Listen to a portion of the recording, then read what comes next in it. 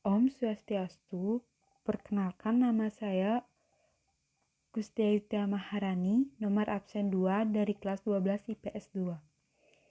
Di sini saya akan mempresentasikan etika pemanfaatan TIK. Etika TIK adalah sekumpulan asas atau nilai yang berkenaan dengan akhlak, tata cara, adat sopan santun, nilai mengenai benar dan salah, hak dan kewajiban tentang TIK yang dianut oleh suatu golongan atau masyarakat dalam pendidikan. Sejarah dan perkembangan etika komputer dibagi menjadi 5, yaitu yang pertama generasi era 1940-an. Perangkat komputer yang pertama ternyata dikembangkan untuk desain pesawat dan peluru kendali.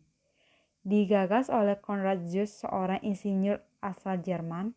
Komputer generasi pertama menggunakan tabung hampa udara sebagai sirkuit dan drum magnetik untuk memori. Yang kedua, generasi era 1960-an.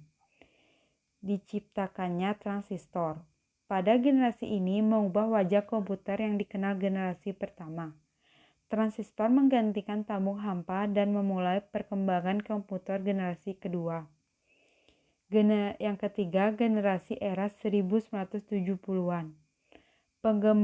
Pengembangan integrated circuit menjadi penanda komputer generasi ketiga.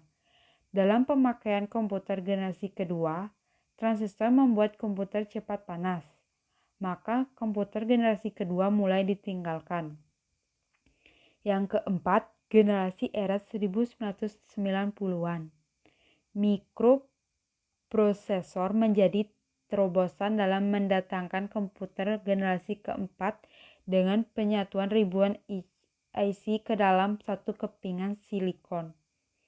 Yang kelima, generasi sekarang sampai masa depan. Komputer yang kita gunakan ditandai dengan munculnya LSI atau Large Scale Integration yang merupakan pemadatan ribuan mikroprosesor ke dalam satu mikroprosesor. Komputer generasi ini ditandai juga dengan munculnya semikonduktor. Aspek hukum kode etik dalam TIK. Tingginya penggunaan komputer di Indonesia memicu pelanggaran-pelanggaran dalam penggunaan. Besar tingkat pembajakan di Indonesia membuat pemerintah Republik Indonesia semakin gencar menindak pelaku kejahatan komputer berdasarkan Undang-Undang Hak Cipta Nomor 19 Tahun 2002. Upaya yang dilakukan oleh pemerintah RI untuk melindungi hasil karya orang lain, menegakkan etika dalam penggunaan komputer di Indonesia.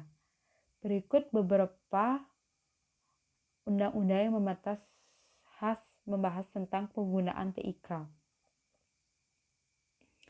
Yang pertama, hak kekayaan intelektual atau HAKI adalah hak eksklusif yang diberikan suatu peraturan kepada seseorang atau sekelompok orang atas karya ciptanya.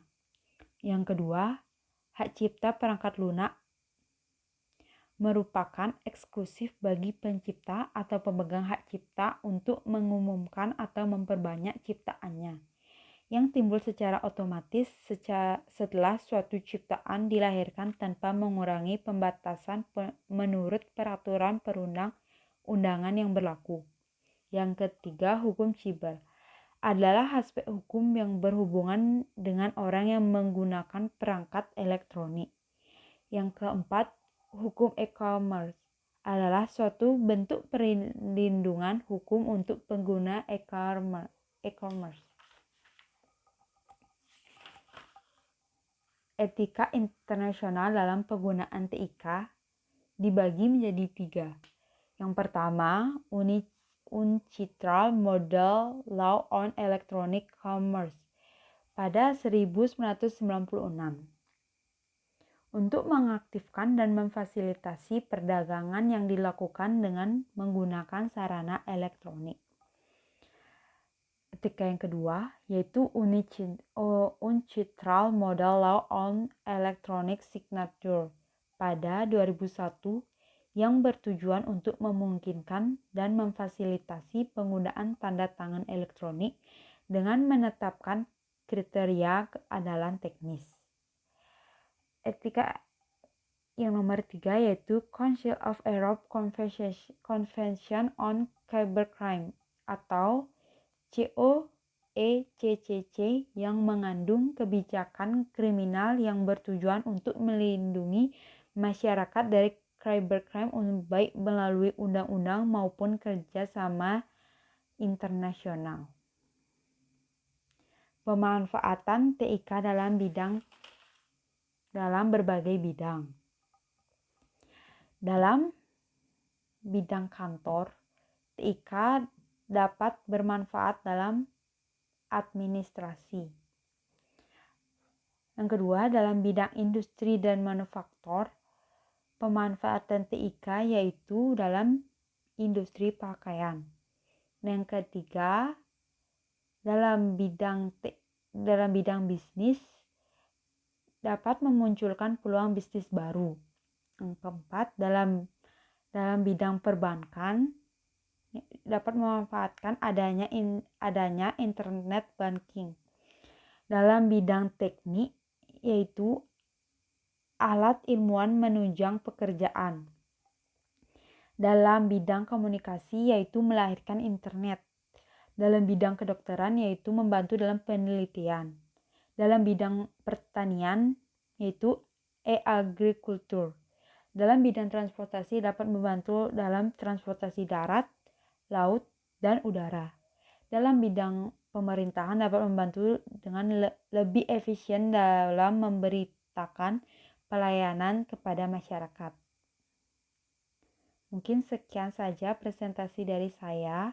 Jikalau ada salah kata atau kurang penyebutan, saya memohon maaf. Akhir kata saya ucapkan terima kasih dan Om Santi Santi Om.